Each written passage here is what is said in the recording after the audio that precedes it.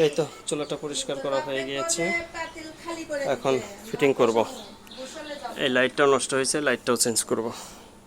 তো চলেন ফিটিং করি, তারপরে ফিটিংয়ের পর দেখি আসলে কতটুকুই কাজ সাকসেস হলো। এখানে মূলত চুলাটা ফিটিং ছিল আগে, তো ফিটিং এখন আবার করব।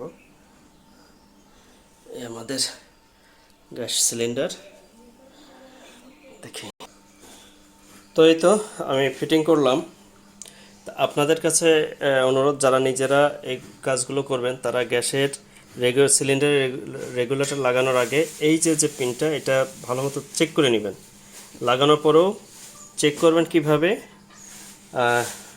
যে কোনো কাপড়, মানে নেটের কাপড়, যে ব্যাগগুলো আমরা শপিং ব্যাগগুলো আনি, ওটায় হালকা একটু ভীম বা লিকুইড যে কোনো সাবান নিয়ে ফ্যানার মতো করে এখানে ধরবেন। এইগুলা দিয়ে ধরবেন, দেখবেন যে লিক করে কিনা। যদি লিক করে দেন সেক্ষেত্রে আপনার তো সমস্যা রয়েই গেল। আর যদি লিক না করে, মানে চেক করে তারপরে হচ্ছে ফাইনালি করবেন। তো আমি এখন এই যে রেগুলেটরটা লাগাবো, রেগুলেটর লাগানোর পরে হচ্ছে আমি চেক করব। তো এই যে এখন কিন্তু এটা ভেজা আছে, হ্যাঁ, যেহেতু ওয়াশ করেছি, ভেজা থাকার কারণে অটো সুইচ দিলেও কিন্তু জ্বলবে না, হ্যাঁ, জ্বলবে না।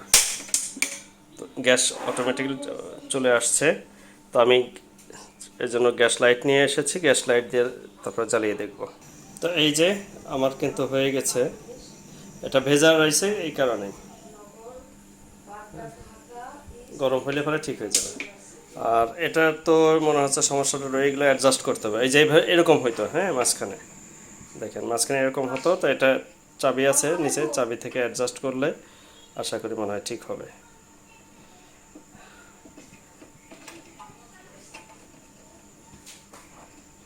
অনেক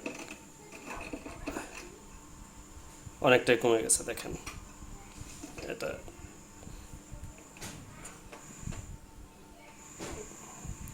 তো ওটাও কমে কমে যাবে আশা করি। তো এই আর কি। আর এই যে অ্যাডজাস্ট ফ্যানটা নষ্ট না, এটা চলে, এটাও পরিষ্কার করতে হবে। অ্যাডজাস্ট ফ্যানটার আমি কিন্তু প্রত্যেক তারিখে এসেই পরিষ্কার করি, তারপরও কি পরিমাণ ময়লা হয় পাখায় দেখেন, দেখা যায় কিনা জানি না। পাখাগুলো অনেক ময়লা হয়ে আছে, আমি খোলার পর দেখাবো। এই যে পাখাটা খুললাম, দেখেন পাখার পিছনে কি ময়লা হয়ে গেছে। প্রত্যেকবারই কিন্তু আমি পরিষ্কার করি, এমন না যে এটা অনেক পরে করলাম, ব্যাপারটা এমন না। এটা এখন আমি ওয়াশ করব। আর ওয়াশ করলে পাখাটাও হালকা হয়, আপনার কারেন্ট বিলও কম আসে। তো ঠিক আছে, আজ এ পর্যন্তই। নেক্সট কোনো হিসেবে কথা হবে।